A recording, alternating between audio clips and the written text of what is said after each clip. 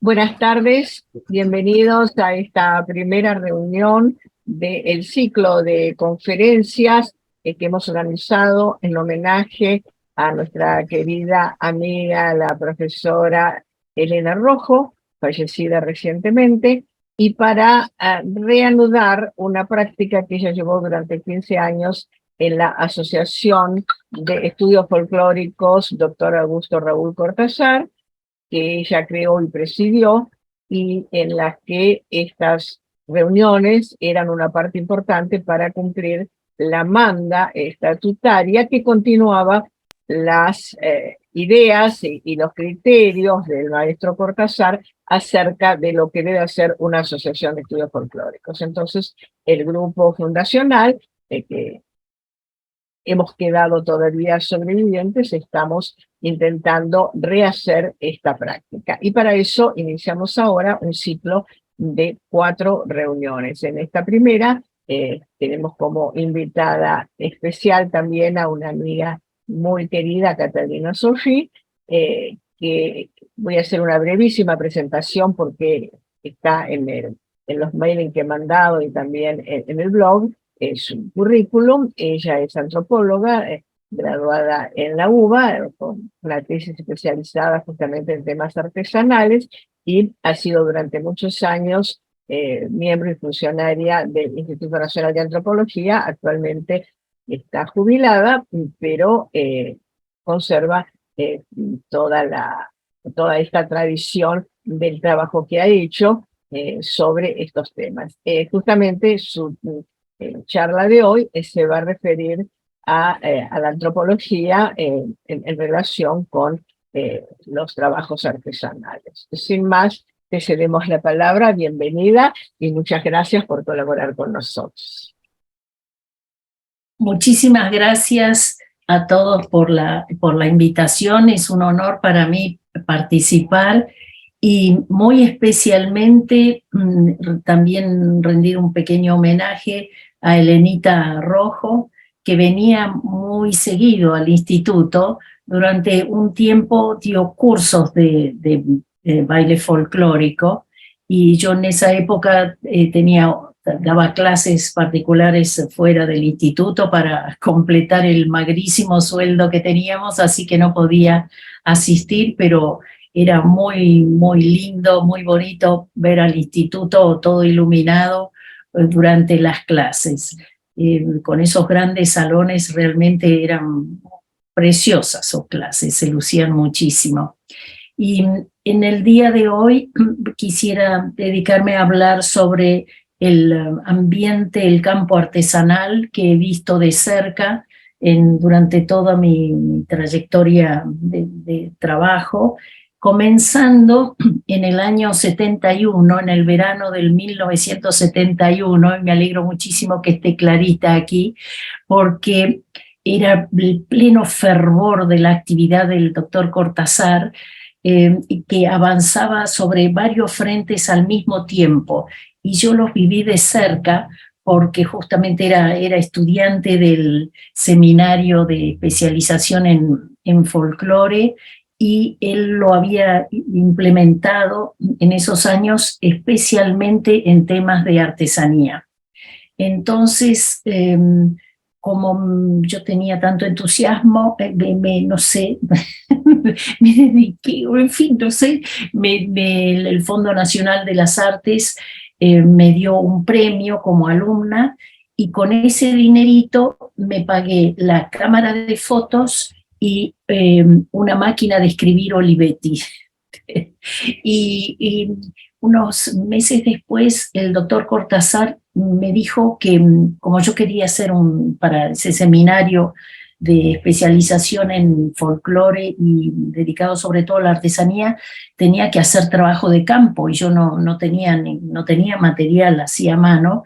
Entonces no sabía exactamente dónde ir, y él me dijo: estamos por ir, un grupo, estamos del Fondo de las Artes, estamos por ir a Neuquén, ¿no quiere venir con nosotros? Bueno, a mí me encantó la propuesta, y así como hacía el doctor Cortázar, muy rápidamente y improvisando sobre la marcha, que es una herramienta extremadamente importante en el mundo profesional, saber aprovechar las oportunidades que se dan en el momento e ir bordando sobre la marcha. Fuimos en el mes de enero a la provincia de Neuquén, viajamos todos juntos, recorrimos la provincia, coordinados por Héctor Lombera, que en esa época vivía en la provincia de Neuquén con su familia, y él organizó nuestro viaje en el terreno, pero por convivir en el mismo vehículo, que era una estanciera, yo participaba veía, observaba sin darme cuenta, veía cómo el doctor Cortázar todo el tiempo aprovechaba con gran alegría y una facilidad extraordinaria todo lo que aparecía en el momento.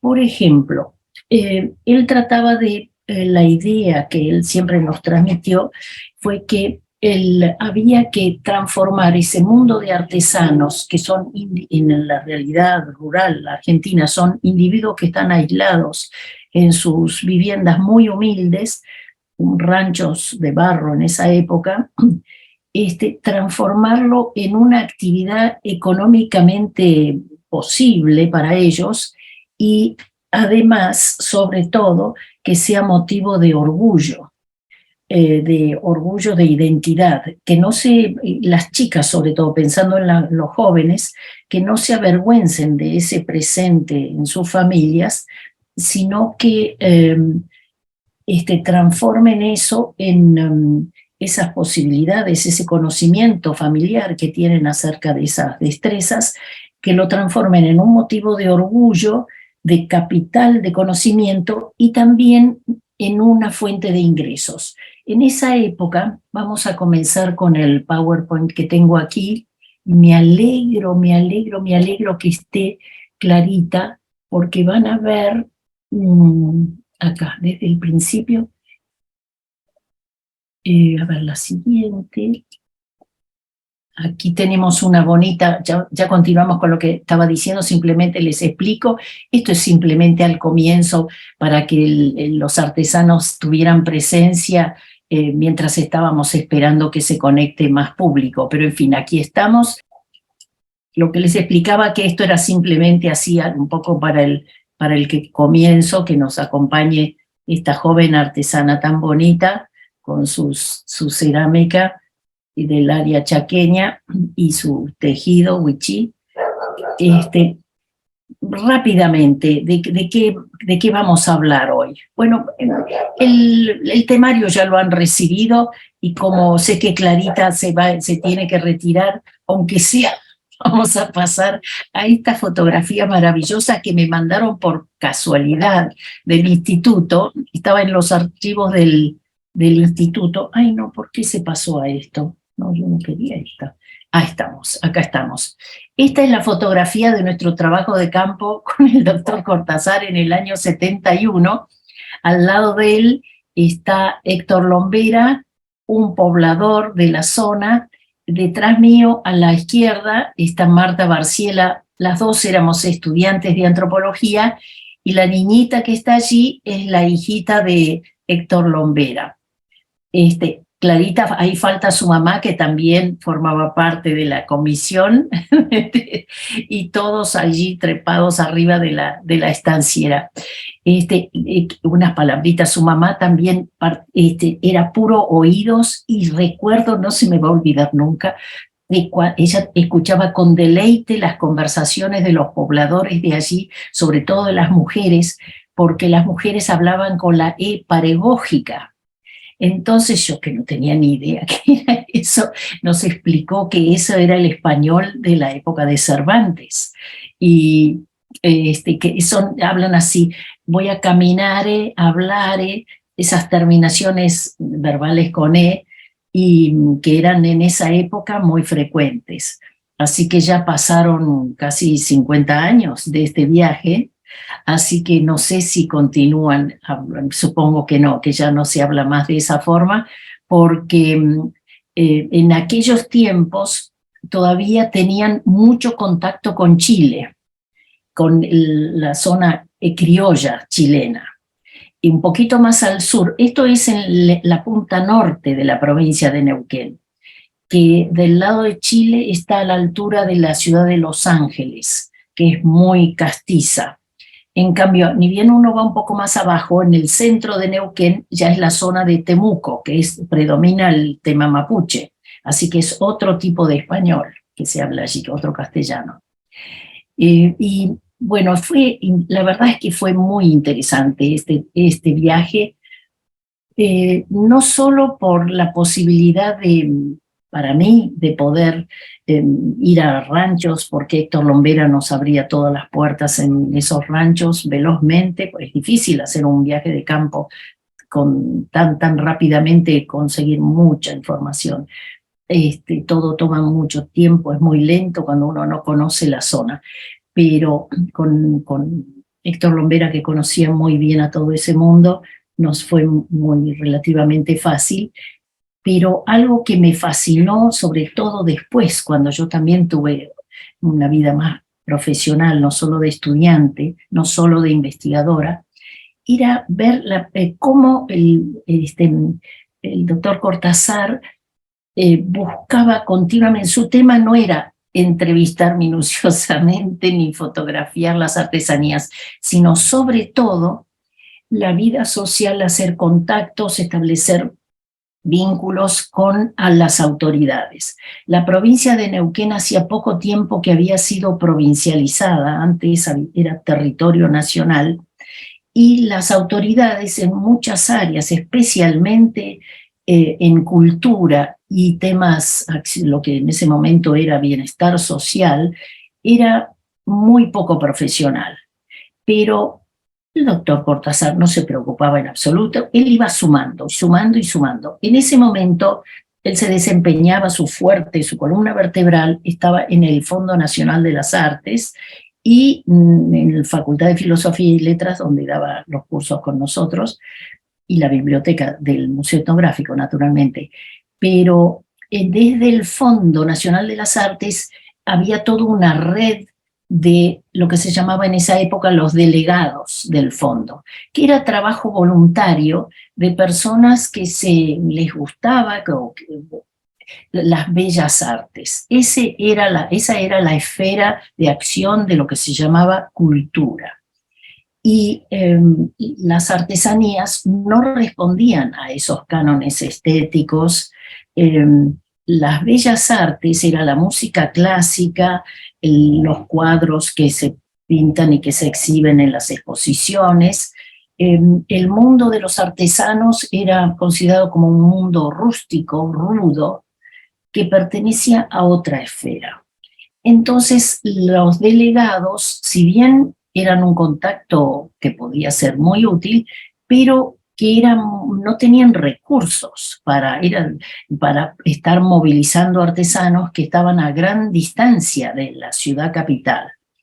Los recorridos allí eran cientos de kilómetros desde la capital hacia la cordillera, y eso ocurría en muchas provincias, con caminos que no estaban asfaltados, vehículos que muy pocas familias tenían auto particular, así que recorrer lugares así donde viven los artesanos no era posible para dejar esa tarea a cargo de los delegados, pero eran como un eslabón más que podía tener su utilidad. Y así, de esa forma, el doctor Cortázar iba enhebrando colaboradores. Nosotras, las estudiantes, Héctor Lombera, que era el profesor de danzas folclóricas en Neuquén, y bueno, después fuimos a ver a la persona que dirigía cultura, que era como ocurría y a veces ocurre todavía en muchas provincias, era la esposa de un dentista o algo así, que le gustaban los cuadros bonitos, pero que no existía la formación profesional de ocuparse de políticas culturales. Después fuimos a ver también a la persona que se ocupaba de forma naciente, porque era un rubro muy desconocido para Neuquén, de los temas sociales. Y Héctor Lombera, que era como el doctor Cortázar, pero voraz. El doctor Cortázar era más calmo, más tranquilo. Y Héctor Lombera era como una trucha rápida, una trucha de cordillera muy rápida y siempre nervioso, siempre ansioso. Dos palabritas del doctor Cortázar y Héctor Lombera inmediatamente lo implementaba, lo llevaba a cabo. Cuando Héctor supo que el Fondo Nacional de las Artes estaba interesado a través de la actividad del doctor Cortázar en promover la actividad artesanal, él inmediatamente, Héctor Lombera, se le ocurrió pedir la ayuda de los maestros de las escuelas rurales, que ellos sí que están acostumbrados a primeramente vivir en las escuelas rurales, como se vivía en aquella época, y no como ahora que viven en los pueblos y van y vienen todos los días a la escuela rural. Entonces, con los maestros rurales, algunos él ya había hecho tratativas verbales, porque era mucho trabajo voluntario, para que esos maestros se ocupen de ir a visitar algunos ranchos donde sabían que había mujeres y hombres artesanos, para ya ir relevando piezas, viendo qué podían ofrecer, qué estaban produciendo. Y el tema importante, la gran diferencia entre la formación incluso que se da en la actualidad, o que sobre todo que se da en la actualidad en nuestras facultades de Filosofía y Letras, y en general en las humanidades, es el que el empeño está puesto en la formación teórica, en el análisis de conceptos, y no en la práctica. Y la práctica así improvisada, digamos, de la práctica. En esa época, por ejemplo, se nos pedía en la facultad, en los cursos de metodología de la investigación, había que tener un proyecto con hipótesis, varias hipótesis, y teníamos que ir a verificar, contrastar esas hipótesis. Yo miraba, estaba ahí, en ese mismo paisaje, en una pequeña comunidad que se llama Huinganco, u otra que se llama Las Ovejas. Veía las montañas y me acordaba de las hipótesis. Yo decía, pero ¿qué hipótesis? Si la hipótesis, la certeza, no la hipótesis, es que no conozco nada de la historia de ese lugar, porque no había una historia social que me describiera cómo es la historia de este lugar. Esta gente que estamos viendo, ¿qué les ha pasado en estas últimas décadas? ¿De dónde vienen? Más o menos conversando con ellos sabíamos, nos íbamos enterando que habían tenido mucho contacto con los ángeles, que se habían formado en las escuelas de monja de ese lugar de la cordillera. Entonces, ¿cómo podía yo pretender llevar un plan de investigación con hipótesis diseñadas en esa época? Era en la Avenida Independencia. Era una cosa totalmente fuera de lugar. Entonces yo disfrutaba enormemente de ese estilo un poquito improvisado, capitalizar lo que uno va viendo en el momento, tomando nota de absolutamente de todo. Y en eso sí, el doctor Cortázar siempre nos decía a Marta Barciela y a mí, que realmente por más cansados que estuviéramos, al final del día era muy importante ordenar el cuaderno, los apuntes, sistematizar un poquito lo que habíamos reunido, y esa recomendación tan sencilla pero tan fundamental me quedó toda la vida, y cuando no lo logro hacer me acuerdo de él y le digo, discúlpeme, doctor Cortázar, recuerdo su recomendación, pero hoy no lo pude hacer. ¿Por qué? ¿Por qué? Porque esa misma vida, así de estar con esos pobladores, nos lleva muchas veces, y ese es el trabajo del antropólogo y del la especialista en folclore, a compartir la vida con ellos, a vivir en sus casas, a cenar cuando ellos cenan y si hay una guitarreada, estar con ellos y cosas por el estilo. Y llega un momento que ellos también quieren apagar la luz y dormir y uno no se puede quedar ahí con una linterna porque eso molesta al funcionamiento de la casa, además del cansancio propio, ¿no? Y así que bueno, en los objetivos de ese viaje, desde el punto de vista del doctor Cortázar, al menos según lo que yo entendí, eran sobre todo negociaciones destinadas a jerarquizar la producción artesanal, pero no solamente con el artesano, sino sobre todo, dado la jerarquía que él mismo tenía viniendo en representación de Buenos Aires, de la sede principal del Fondo de las Artes, sobre todo jerarquizarlo ante los funcionarios de la provincia, que eran bastante racistas en ese sentido, portadores de esa visión, de enfoque de la cultura, como que nada de lo que producen esos artesanos, ese mundo rural, realmente merece estar en una institución que se ocupa de las artes. Así que, por ejemplo, paramos en el municipio de Zapala. Ahí nos recibió el intendente, que era uno de los hermanos del gobernador. El gobernador era Felipe Zapag en esa época. Y el hermano, que era intendente en Zapala, que es una ciudad muy importante para el área rural, se llamaba Amado Zapag.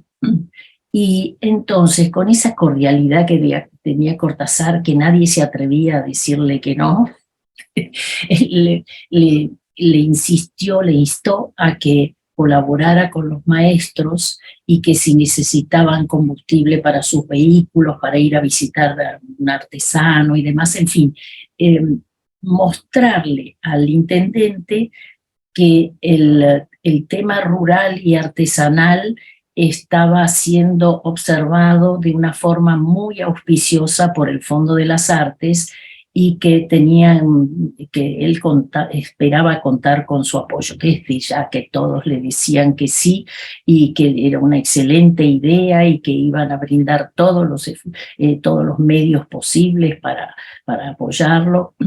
Así que bueno, así empezamos, y eso facilitó mucho la tarea de Héctor Lombera, que poco a poco fue avanzando institucionalmente. Eso es importante, esa palabra institucional, porque el doctor Cortázar siempre era muy cordial, pero esa cordialidad iba acompañada de tejer institución.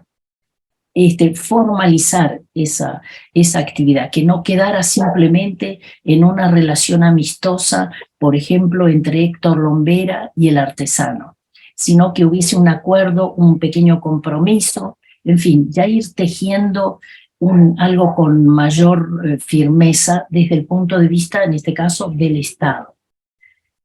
Mientras tanto, de parte mía y de Marta Barciela, nos dedicamos a investigar los temas artesanales desde el punto de vista cualitativo. ¿Por qué? Porque teníamos que aprovechar un viaje compartido, no podíamos imponer a los demás nuestros tiempos y nuestros deseos, sino cuando nos acercábamos y nos pedían el almuerzo, bueno, una de nosotras preguntábamos si había algún artesano cerca, íbamos rápido a saludar y a conversar un poquito, y desde ya, si había tiempo, tomábamos notas, sacábamos fotografías.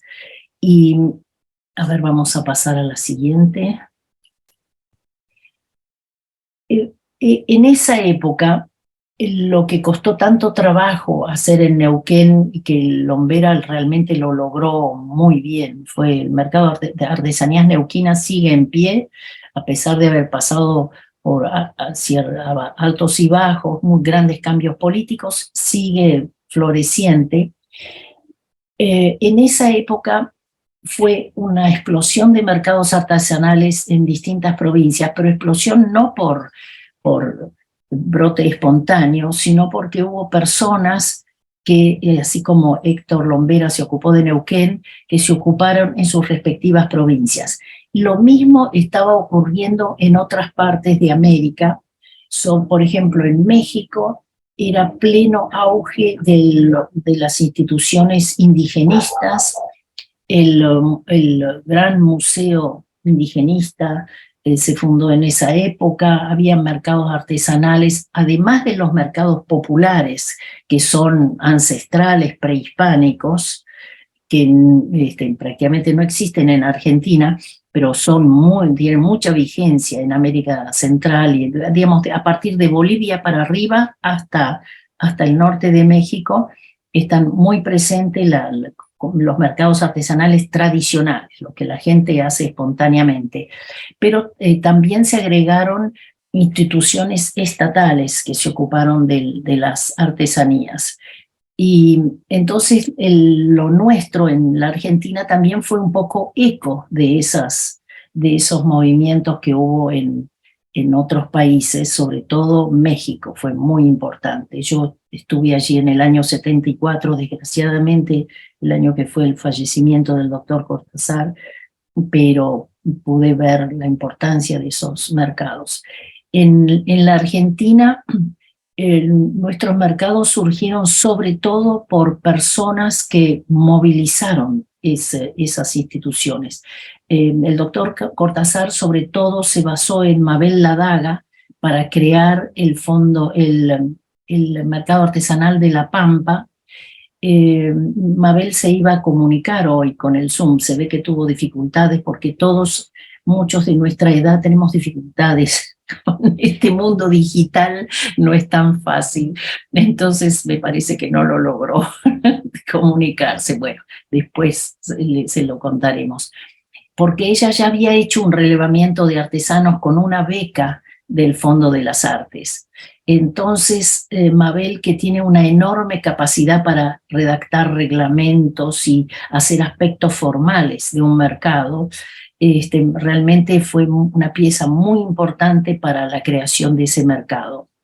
En el año 73, 74, estuve en la provincia de Misiones haciendo un relevamiento de artesanos, muy, muy rápido, pero no tenía que ver con el Fondo de las Artes, sino simplemente nos mandaron de Secretaría de Cultura, y ya existía, ya había un pequeño mercado artesanal estatal que dependía de lo que se llamaba bienestar social. Bueno, el de Héctor Lombera también es de esa misma época, Artesanías Neuquinas. Ya en el 78, para el Mundial de Fútbol, la época del Mundial de Fútbol, Nilda Fandos fue un personaje de Formosa muy importante, se entusiasmó con una gran exposición que hubo en Buenos Aires para el Mundial de Fútbol, que lo hizo el Consejo Federal de Inversiones. Ella ya hacía tiempo que venía recorriendo los lugares más alejados de su provincia y tenía un talento extraordinario para un buen vínculo con estos, básicamente artesanía indígena. Perdón, te aviso que te quedan 5 minutos. 5 minutos, bueno. Y entonces ella fue un personaje muy importante, después Carlos Aciaín en Entre Ríos y Mabel Ladaga otra vez para Buenos Aires. Así surgieron numerosísimos, ahí hay una pequeña lista, pero son mucho más mercados y fiestas. ¿Cómo? Después, vamos a ir rápidamente acá. No solo son digamos, instituciones, a veces hay ferias municipales, es un día o dos, un fin de semana, que se hace una actividad artesanal que es muy importante para los artesanos. Desde ya que preferirían algo estable, que les retiren la producción y que el mercado se ocupe de venderla, pero bueno, no siempre es posible. Una muy destacada aquí en la ciudad de Buenos Aires es la Feria de Mataderos y la Feria de la Recoleta.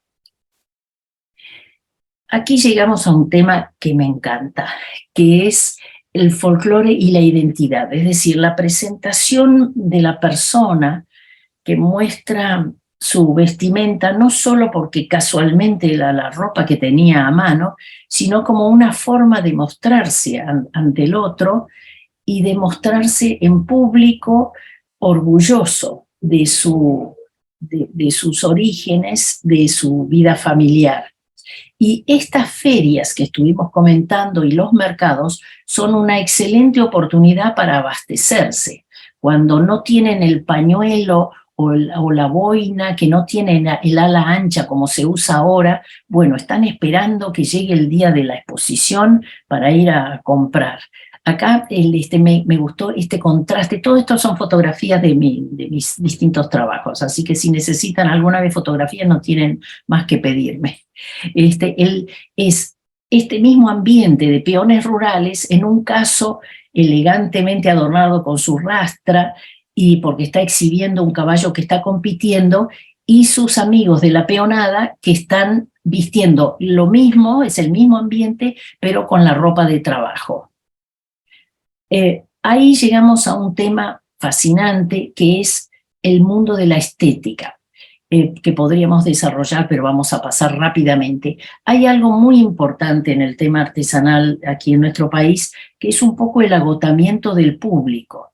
Entonces, cuando aparecen personajes como Mari Tapia, que en la época del Instituto Di Tella, ella, así como había artistas que aparecían con cuadros, a ella se le ocurrió ir con algunos vestidos que ella había hecho con telas tradicionales.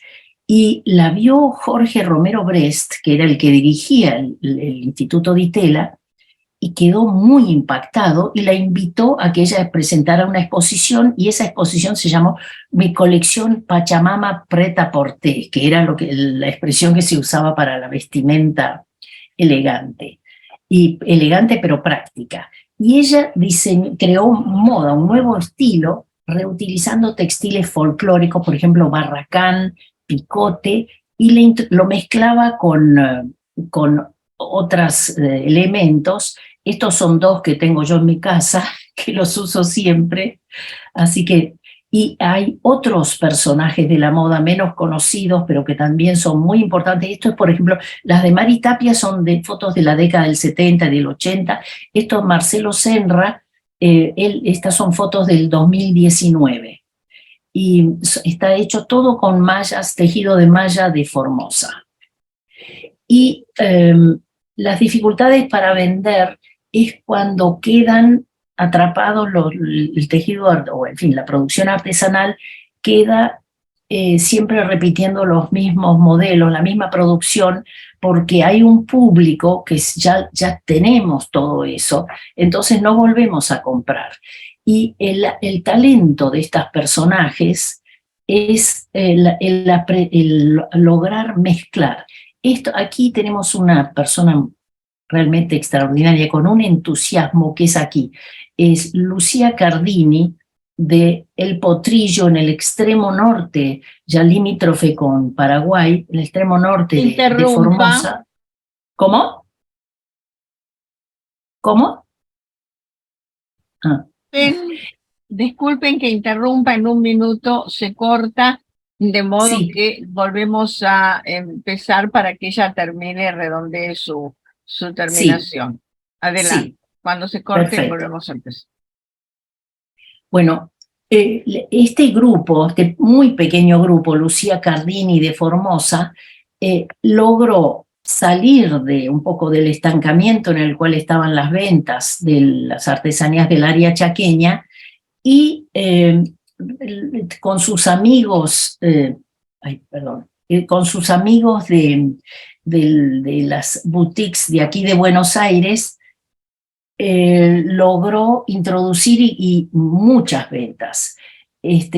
No solo aquí en Buenos Aires, sino también en el mundo digital, en el exterior. Es tanta la venta que yo ayer quise sacar una nueva fotografía de un vestido que había visto, una combinación de malla formoseña con tejido, del vestido nuevo, urbano, Lo había visto en la vidriera. Cuando fui ayer para fotografiarlo me dijeron que ya se había vendido todo, el collar, el tejido de red de Formosa, el vestido que estaba debajo, y son valores altos. Y me dijo que era tanta la venta que, sobre todo en el exterior, a través de la vía de comunicación digital, que no dan abasto para abastecer a los locales, los pedidos de aquí de Buenos Aires. Un aspecto importante que he vivido de cerca y que lamento muchísimo es que el Instituto Nacional de Antropología siempre trató de impulsar con fuerza la comercialización de artesanías, que es el punto débil para los artesanos, es lo que ellos siempre piden, pero desgraciadamente en el ambiente del Ministerio de Cultura, antes Secretaría de Cultura, eso es muy difícil, porque para poder mover dinero tendría que ser un organismo autárquico. El MATRA, que creó Héctor Lombera dentro del área de cultura a nivel nacional, tiene esa dificultad, así que bueno, ahí estamos. En este momento, desgraciadamente, ya falleció Héctor Lombera, fue reemplazado por otras personas. En este momento es Roxana Amarilla, que abrió un poco más el temario del mercado artesanal. Ahora le agregó artesanías tradicionales e innovadoras, por eso se llama Matria. El Matria es básicamente lo que están haciendo es tratar de promover el contacto directo con el artesano, es decir, no es la Secretaría de Cultura o este organismo que se llama, no es un organismo, es un programa que se llama mercado, pero francamente no es un mercado. Lo que hacen, que es muy útil, es promover el contacto directo. En la web ponen contactos de los artesanos con los cuales llegan a un acuerdo y ponen su teléfono, o en fin, de qué modo se pueden conectar, y algunas fotografías de su producción. Aquí tienen los contactos en el sitio web de este organismo. A ver, vamos a ver aquí. Y hacen actividades como, por ejemplo, acaban de hacer 3 días de capacitación en temas de platería. Trajeron a una persona, un especialista del Perú, y también invitaron a que participe una platera argentina. Este curso duró 3 días, en forma intensiva, se hizo en el Centro Cultural Kirchner en Buenos Aires. Y también estuvo abierto, yo lamentablemente me enteré tarde, así que no lo pude ver, pero quizás, no sé, quizás lo van a poner en la web, lo van a colgar en la web, bajo la plataforma MICA. MICA es un programa, un área de la Secretaría de Cultura muy vinculada con Tecnópolis. Así que bueno, este mundo digital realmente ofrece oportunidades muy interesantes, ¿no? De poder compartir actividades que antes solo se podían hacer en forma presencial. El mundo digital realmente nos está transformando absolutamente a todos, y es importante entrar en forma activa, ir capacitándonos todos, ¿no? Desde nosotros, los que ya estamos retirados, también debemos participar en esto, porque pronto, si no, uno queda totalmente afuera. Y además veo que con respecto a los artesanos, ya hay muchos que están participando hace unos años atrás en Facebook. La ventaja del Facebook era, y el gran gusto que tienen por el Facebook, es porque les permite mucha comunicación social entre ellos. Se enteran del cumpleaños, se saludan, se preguntan por proveedores, a qué precio consiguieron tal material, cómo resolvieron el borde de no sé qué poncho. Bueno, ese es el mundo de Facebook. Luego, desgraciadamente, son modas. En vez de perfeccionar una aplicación, aparecen nuevas aplicaciones y totalmente diferentes y que pertenecen a grupos diferentes, grupos tecnológicos diferentes. Por ejemplo, ahora está muy de moda Instagram. Instagram es sobre todo muy bueno para fotografía, es extraordinario para fotografía y video, pero no tiene esa característica tan importante de la comunicación que tenía el Facebook. Así que Facebook ya es para los que ya tienen más edad y los jóvenes están saltando de alegría en el Instagram. ¿Cuál es el tema del mundo real para los artesanos? Es cómo lidiar, cómo transformar, cómo aprovechar ese mundo digital para poder comercializar su producción, para poder seguir existiendo como artesano. ¿Cómo publicitarlo? Bueno, eso es relativamente fácil. ¿Cómo cobrarlo? Eso es difícil. ¿Cómo transportarlo? Por ejemplo, hace pocos días recibí un mensaje de una amiga de una antropóloga alemana que está muy vinculada con la iglesia protestante en Alemania, en Hamburgo, y ellos siempre hacen ferias de Navidad con venta de artesanías y les va muy bien, no sé, desde, en fin, elementos gastronómicos de Navidad hasta un poquito de todo, manualidades.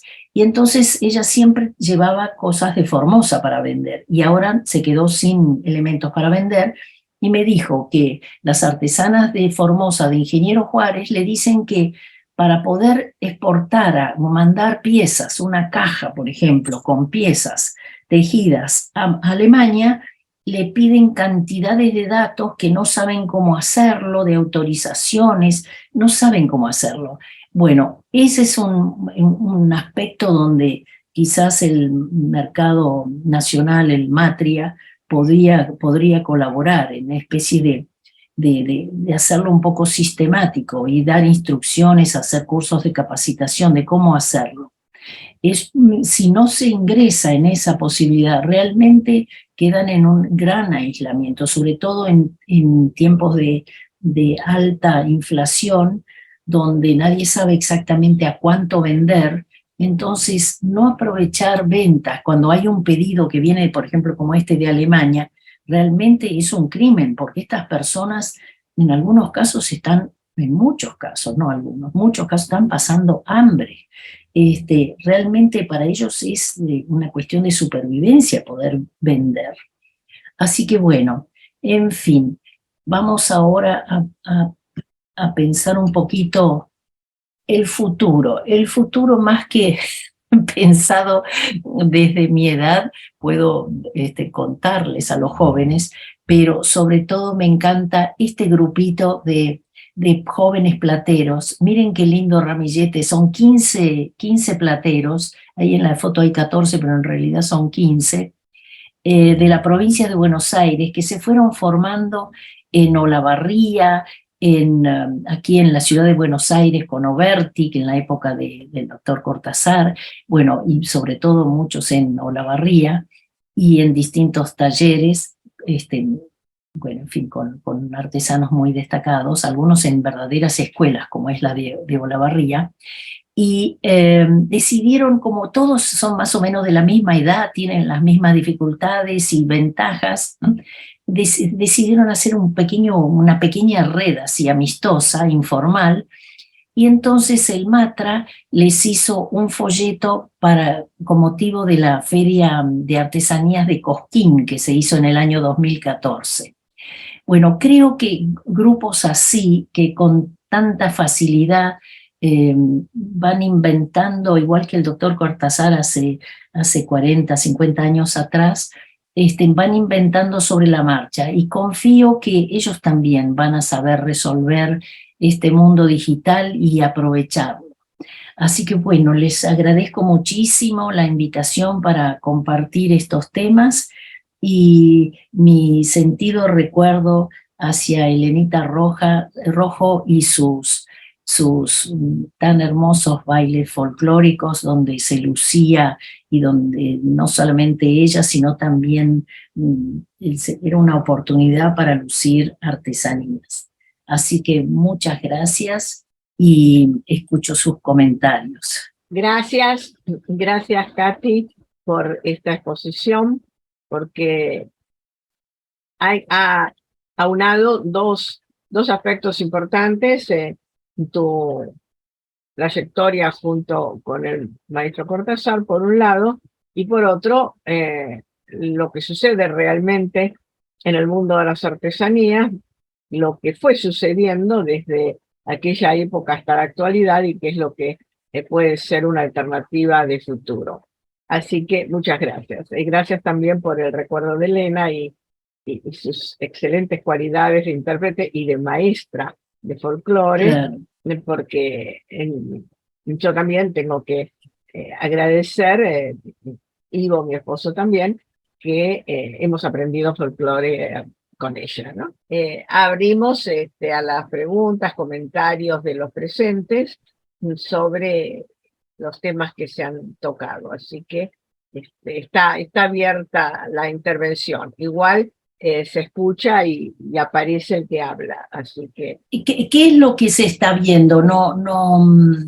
Claro, porque no se ve el Zoom, pero lo toco, uso compartido de la pantalla. Tu pantalla. Compartir, claro. Tu pantalla. Uso compartido, pero no, digamos, yo uso seguido el Zoom, todas las semanas lo uso, así que estoy acostumbrada, pero digamos, no con esto del PowerPoint, así que... Bueno, estaba preguntando a los presentes si sí. hay algún comentario, pregunta, etcétera. Yo sí tengo una inquietud por algo que dijiste al final sobre esta institución que junta las técnicas artesanales tradicionales con las actuales. Yo me pregunto si eso no significará alguna dificultad para el mantenimiento de las artesanías tradicionales, sobre todo en cuanto a la manera de producir, es decir, a la facticidad de la técnica que usan, porque hay una cierta tentación de usar técnicas más modernas Claro. para obtener. Entonces, y esto lo pregunto porque es un tema que se planteó en su momento en México, no con respecto a las artesanías, pero sí con respecto a este tipo de artesanías, pero sí con respecto a una actividad que algunos consideran artesanal y también, por supuesto, folclórica, que es la cocina. La cocina mexicana fue declarada de interés mundial por la UNESCO. Sí. Y yo tengo una amiga que es especialista en eso, sí. y que una de las cosas que ha cuestionado, que trabajó mucho, por supuesto, para este reconocimiento, pero una de las cosas que ha cuestionado es que justamente el apoyo a los artesanos y artesanas cocineros consiste en enseñarles nuevas técnicas y entonces desaparece la tradición de la antigua cocina, es decir, usar un batidor en lugar de batir a mano, usar algún producto que ya viene preparado en lugar de prepararlo, por ejemplo, un encurtido. Entonces, según ella, al final, esta ayuda de la UNESCO terminó perjudicando la auténtica tradición y están ahora tratando de revisarlo. Bueno, yo me enteré así de esta problemática, no se me había ocurrido, y pienso que puede pasar lo mismo con cualquier otra artesanía que no solamente tenga diseños tradicionales, sino también una manera tradicional de proceder que hace un poco a la esencia del tema. Así que eso te quería preguntar. No sé si hay alguna otra pregunta, pero bueno, esa es la mía. Sí, si no hay otra pregunta, escuchamos todas las preguntas. Sí, es lo que iba a decir. Yo quisiera hacer una pregunta. Sí, adelante. Estimada Catalina, quería agradecerte tus palabras, tu hermosa exposición, ante todo. Muchas gracias. Quería hacerte una consulta vinculada con... A ver si vos podés explayarte un poquito más en este primer tramo de tu exposición, cuando hablabas de tu experiencia con el profesor Cortázar. Mi pregunta está relacionada con el tema de los diseños tradicionales. Mm. Digamos, vos, se había, digamos, en este equipo o en el espíritu del doctor Cortázar, entre sus objetivos del trabajo de campo, etcétera, una especie de programa o de proyecto de, digamos, interpretar los diseños, hacer una especie de lectura simbólica del simbolismo de los diseños. Quería recurrir un poco a tu experiencia para que, si eso ocurrió o si eso se habló en el equipo, para que te explayaras en ese sentido. Sí. Bueno, ¿hay alguna otra pregunta? Y si no, ya contesto con entusiasmo. Parece que no hay más. No, bueno, vamos al grano. Las dos preguntas tienen mucho que ver una con la otra. En el caso porque básicamente es cuánto apoyar la introducción de elementos nuevos o cuánto investigar, porque los antropólogos nos dedicamos sobre todo a estudiar lo que va pasando de una generación a otra, lo tradicional, y qué pasa cuando aparecen elementos nuevos.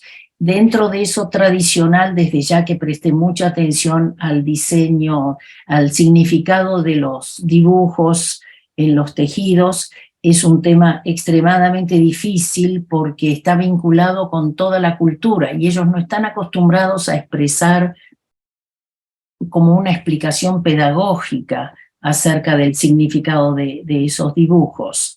Se quedan mirando como diciendo, no pueden creer que uno esté preguntando eso, no entienden cómo una persona que viene de afuera no entiende qué quiere decir ese dibujo, porque para ellos es tan evidente y no lo saben poner en palabras. Entonces hay veces que un diseño tiene que ver con un mito y representa un personaje de ese mito, entonces en ese caso sí sería fácil decir qué es eso. Pero cuando es,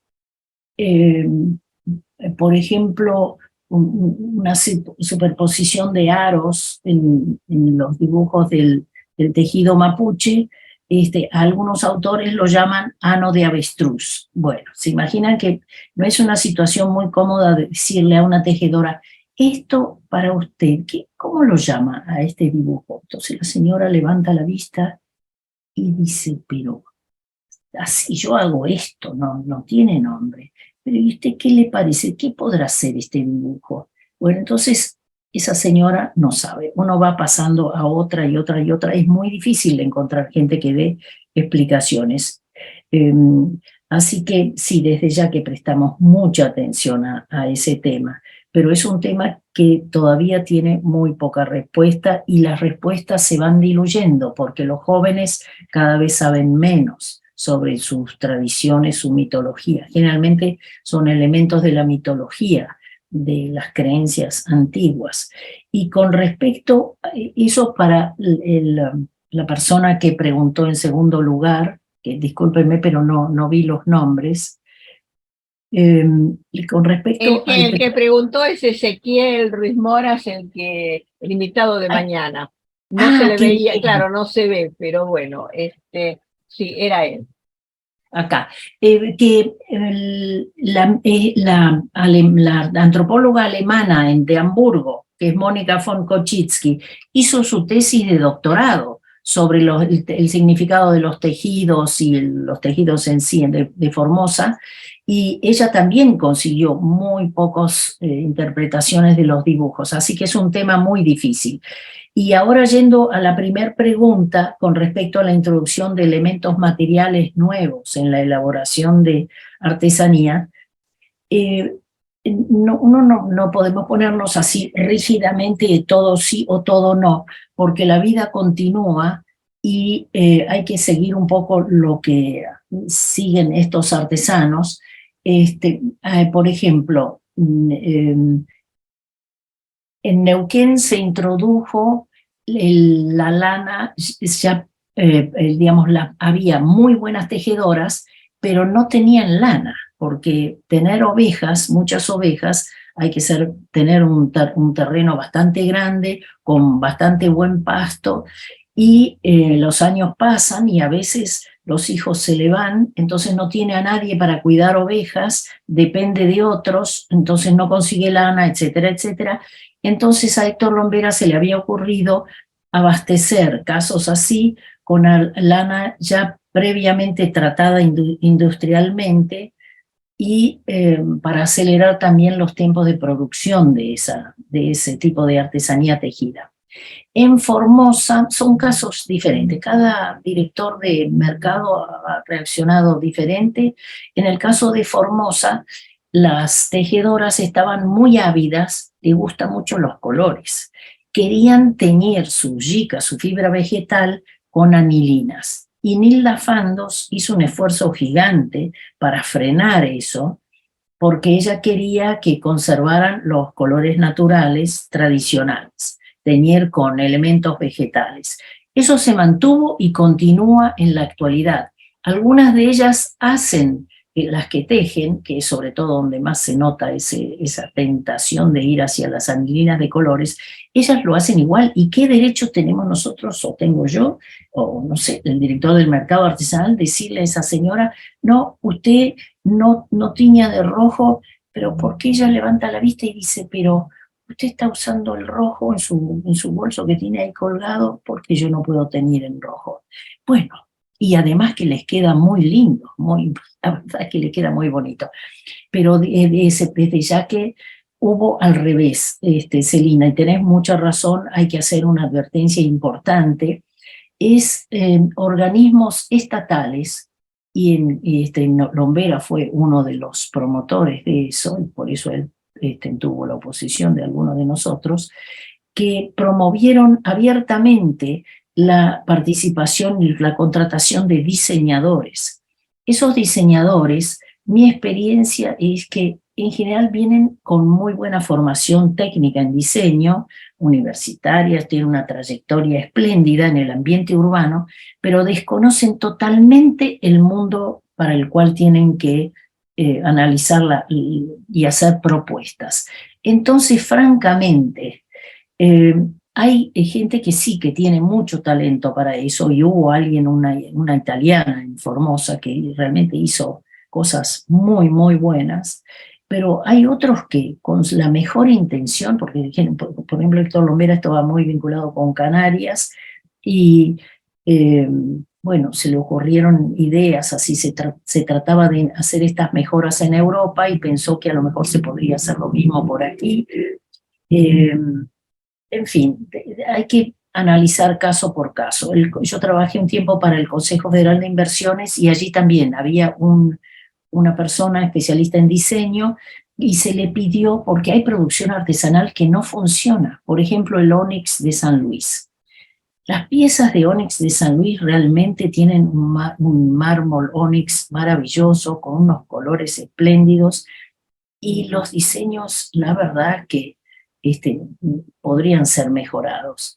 Entonces se le pidió a este diseñador a ver qué propuestas tenía. A veces salen bien esas propuestas, otras veces no salen bien, pero es cuestión de ir probando y transmitiendo las experiencias. Tenemos en general esas experiencias de nuevos diseñadores, o de nuevos, pocas veces trascienden. Quedan ahí medio en silencio. Si le fue bien, fantástico, y si le fue mal, nadie lo va a decir. Así que es por eso que en realidad se sabe poco. Y esto que ha ocurrido con la gastronomía en México ha ocurrido en muchos aspectos. Por ejemplo, en sitios arqueológicos, con la introducción del turismo masivo en sitios arqueológicos, por ejemplo, en el Cusco, en Machu Picchu, ese contacto, una cosa es la recorrida o la gastronomía hecha, o la producción artesanal hecha para una pequeña clientela, y otra cosa muy diferente es cuando hay mucha demanda. Habilitar Machu Picchu para una gran cantidad de turistas no es lo mismo, y es un daño enorme, y que cuando van unos pequeños grupitos de mochileros que van caminando a pie prácticamente desde el comienzo de la zona montañosa cerca de Cusco, comparado con la llegada de enormes ómnibus que necesitan carreteras muy anchas para poder subir en esos caminos de curva y contracurva, tener un lugar amplio donde estacionar. Todo ese impacto de la actividad hecha para las grandes masas de clientelas, es eso lo que produce sobre todo un gran impacto. Así que me alegro, Celina, que hayas traído esa problemática, porque eso también puede pasar. Si a través de la digitalización reciben muchos pedidos, bueno, no quedará planta de yica para poder hacerle el tejido de red, Sí, porque... es verdad, pero además también me acordaba de una situación que Sí, contó un antropólogo en una reunión sí, con respecto a esto de la producción masiva. Él sí, decía que cuando se trata de una producción acotada, también queda asegurado que el material original va a seguir subsistiendo. Él se sí. recibió el caso de unos cestos que hacían unos artesanos, creo que era en Ecuador, Mm, con unas cañas, bueno, que fueron unos especialistas y dijeron que era maravilloso. Les encargaron, bueno, mucho más, después les encargaron más y al cabo de 3 o 4 años se habían acabado con las cañas. claro, No tenían capacidad de reproducción las cañas y eso fue un desastre, digamos, además ecológico, ¿no? Porque claro. terminaron con una zona, bueno, yo creo que es todo un tema, ¿no? O sea, la producción Sí. artesanal no está pensado para las grandes masas. Y Pero ese artesano tiene que poder vivir, claro, porque entonces eh, hay que encontrar un equilibrio, ¿no? Hay sí. que encontrar Y un ¿sabés equilibrio. qué, Celina? Un equilibrio ganando de mano a la producción china, por ejemplo, porque en Bolivia y Perú, cuando anduve por allí a comienzos de la década del 60, fuimos en tren, un grupito de estudiantes, fuimos en tren. En esa época el tren iba directo desde Retiro, 4 días en tren, desde Retiro hasta la ciudad de La Paz. Todas las estaciones de tren cruzando Bolivia, cada estación de tren, los pobladores que se acercaban al tren para vender sus comidas y demás, todos venían con trajes, en cada estación otro traje, otro sombrero. Y estuve en Bolivia hace pocos años, ahora no sé, unos 5 años atrás más o menos, cruzando toda esa región de Bolivia. Los sombreros fueron reemplazados por sombreros hechos en China, sombreros muchísimo más prácticos porque tienen la misma forma que el sombrero tradicional, que era de fieltro, hecho en los parajes rurales, por sombreros hechos de fibra sintética muy liviana, que aguanta la lluvia, que se puede apilar, que no se daña, no lo comen los bichos. Entonces, si no se permite que esos artesanos puedan adaptar sus técnicas con materiales, por ejemplo, nuevos, los plateros todavía estarían, no sé, socavando una mina para conseguir metal en vez de ir a comprar al once a los proveedores de joyería, de los orfebres. Ya compran la plata, ya está lista para ser fundida. Y entonces, a veces me parece que sí, que tenemos que acompañar los mercados artesanales, en fin, los que nos dedicamos a estos temas, tenemos que acompañar ese movimiento de cambios, porque realmente esta producción china está, en el caso ahora, ¿no? A lo mejor en otro momento podrán aparecer producción de otros países, pero le está dando un golpe muy grande a la producción Bueno, de esto es América, ¿no? verdad, la producción china de estatuitas y de esas cosas que se hacen con un sistema 3D Sí, también ha acabado con los artesanos no tradicionales, sino artesanos que uno mm, conocía modernos, digamos, que claro, trabajaban a mano, ¿no? Eso se acabó, claro. sí, No se sí. puede competir con un producto que vale muy poco. Así que Y, también es todo un tema de cultura de las personas que consumen ese tipo de cosas, porque cuando yo veía en algunos supermercados, sobre todo de España, que tiene una tradición bastante importante de trabajo así manual, que la gente compraba esas cositas chinas. Yo decía, ¿por qué en lugar de comprar 5 de estas cositas chinas, no comprar una sola, pero de un artesano que trabaja a mano, ¿no? Porque no es lo mismo tampoco, ni siquiera físicamente es lo mismo, ¿no? Sí. Pero bueno, también es una cuestión de cultura, ¿no? Digo Sí. yo. Es que en el caso de Bolivia y de Perú, el caso es todavía más grave, porque son individuos bolivianos, que son muy rápidos para el comercio, que viajan a China y ellos mismos se ocupan de organizar la producción en China. Y lo mismo está pasando en arquitectura. Elementos para el mobiliario, la iluminación. Hay cosas que se hacen en China, pero que está organizado por bolivianos. Así que es un mundo que se está transformando de una forma muy importante. Así que, bueno, agradezco esta oportunidad de muchísimas compartir gracias. estos Muchísimas temas. gracias.